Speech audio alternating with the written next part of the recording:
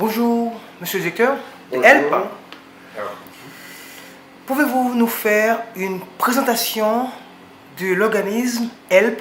Donc c'est Education et Leadership et Programme. un leadership programme. Effectivement, le sigle signifie Haitian Education and Leadership Programme. C'est un programme de bourse destiné aux bacheliers, particulièrement les élèves de philo, qui ont été très performants au niveau du secondaire, mais qui n'ont pas les moyens pour poursuivre une carrière universitaire. Donc, HELP a commencé en 1996 avec une seule étudiante, Ismond Joseph. Disons, le cofondateur Connor Bouan et moi, on travaillait dans une école secondaire en Plaine. Donc, c'est une école pension qui recrute ses étudiants dans les milieux défavorisés, mais qui sont très performants. Alors, ces étudiants, disons la deuxième promotion, et une fois terminée, ils voulaient rentrer à l'université. Et il y a une fille, Ismond Joseph, qui était venue trouver M. Bouan pour lui dire est-ce que vous pouvez m'aider à payer les frais d'entrée dans une école de secrétariat. Donc Connor était étonné parce que pour lui c'est pas possible. Parce que dans son pays, quand un étudiant a la capacité d'Ismond, on ne va pas dans une école de secrétariat. Donc Connor lui a demandé est-ce que c'est ça votre premier choix? Elle a dit non, c'est pas mon premier choix. Mon premier choix c'est la médecine, mais mes parents ne peuvent pas payer l'université pour moi.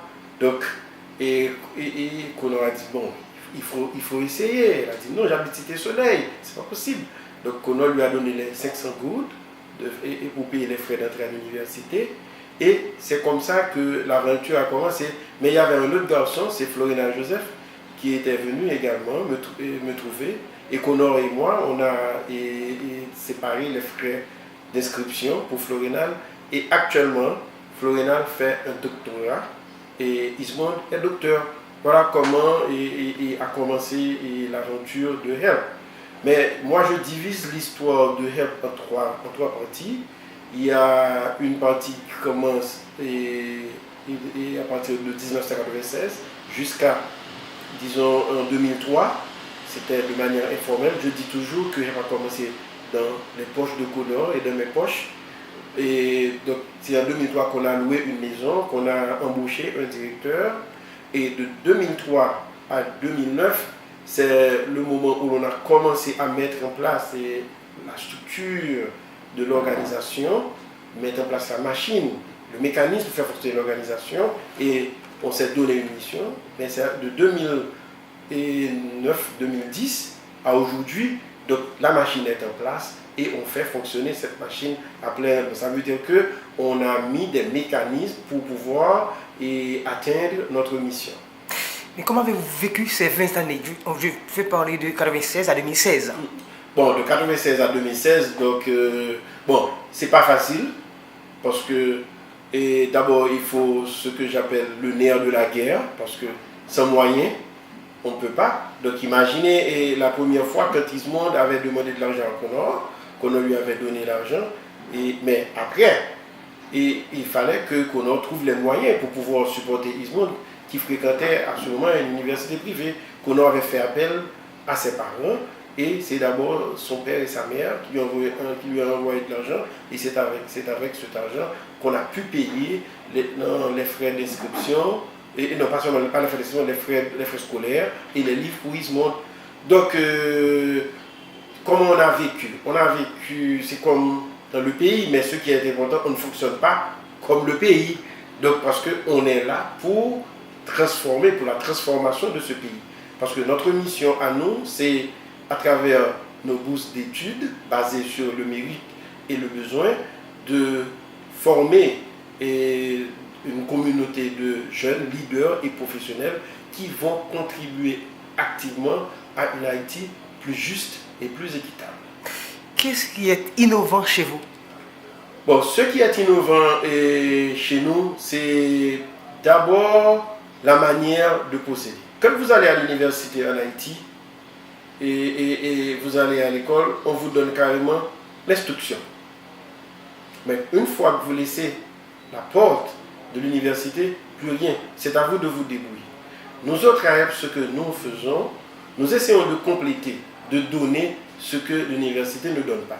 C'est à partir de 2010, par exemple, on a élaboré un curriculum pour nos cours de leadership, pour nos cours d'anglais et nos cours d'informatique.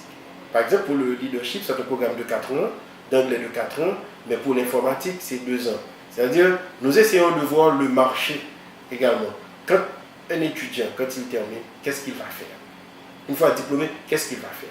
Et je peux vous dire, et avec fierté, que tous nos étudiants, ils travaillent. On a un taux d'emploi de 100%. Donc, ce qui est innovant pour nous, c'est le fait de prendre quelqu'un à partir de zéro et de le mettre dans l'ascenseur et de voir sa transformation. Pas seulement une transformation au niveau économique, mais une transformation au niveau de la mentalité.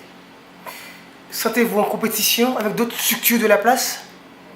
Bon, on voudrait bien avoir cette compétition, mais jusqu'à présent, je crois que nous sommes les pionniers à ce niveau. Ça ne veut pas dire qu'il n'y a pas d'autres institutions qui donnent des bourses d'études, mais notre façon de procéder est différente. Par exemple, nous demandons aux étudiants, depuis 2011, les étudiants qui entrent dans le programme, ils se sont engagés à donner 15% de leurs revenus et sur une période de 9 ans, une fois qu'ils aient trouvé du travail, après avoir obtenu leur diplôme. Donc, c'est innovant, parce que je ne connais aucune institution en Haïti et au niveau éducatif qui demande aux gens de contribuer. Parce qu'à ce niveau-là, nous essayons d'inculquer à nos étudiants les vertus citoyennes. Ça veut dire qu'à un certain moment, quelqu'un vous a aidé et il revient à vous. Maintenant, une fois terminé, une fois que vous avez du travail, maintenant d'aider une autre personne comme on avait fait pour vous. Dernière question. Pourquoi avez-vous choisi exclusivement l'éducation? Bon, et je crois que si vous regardez partout en Haïti, le grand problème d'Haïti, c'est un problème d'éducation. L'éducation, c'est un élément transversal. Si les choses sont ce qu'elles sont en Haïti, c'est parce qu'il y a un problème d'éducation. Et nous l'avions prouvé clairement qu'avec l'éducation, on peut opérer des miracles en Haïti. Donc, le choix d'éducation, d'abord, c'est parce que moi, je suis un ancien normalien. Donc, j'ai été formé au niveau des sciences éducatives. Donc, c'est évident qu'on a compris qu'il y a un seul moyen de résoudre tous les problèmes d'Haïti, il n'y a que l'éducation. S'il y a un point que vous souhaiteriez ajouter, qu'est-ce que vous pourriez nous dire comme élément d'information? Je dirais 2 points. Je dirais d'abord que le secteur privé, le secteur public en Haïti doivent se mettre ensemble. Et je vais donner un exemple. Et en Haïti, et actuellement, quand vous avez un salaire annuel de $800 américains, vous ne payez pas de taxes. Mais quand vous avez $16 000 américains, vous payez des taxes. Donc nos étudiants, ils sont à peu près 140 à être diplômés, ils paient leurs taxes. Et quand ils paient leurs taxes, ça veut dire le bénéfice, c'est pour le secteur privé, c'est pour Haïti. Donc le secteur privé et le secteur public doivent se mettre ensemble pour renforcer l'éducation. En général, pourquoi on va à l'université?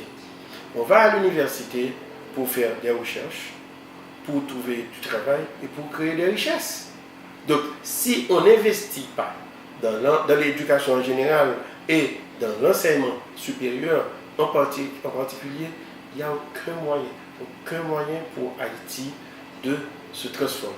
Et le deuxième point, c'est pour nos étudiants, surtout les jeunes filles. Je veux leur dire qu'elles ont la capacité. Ils doivent se focaliser sur leurs études. Il n'y a aucun moyen digne de se transformer en tant qu'humain, de protéger son environnement, de supporter ses frères et sœurs sans l'éducation.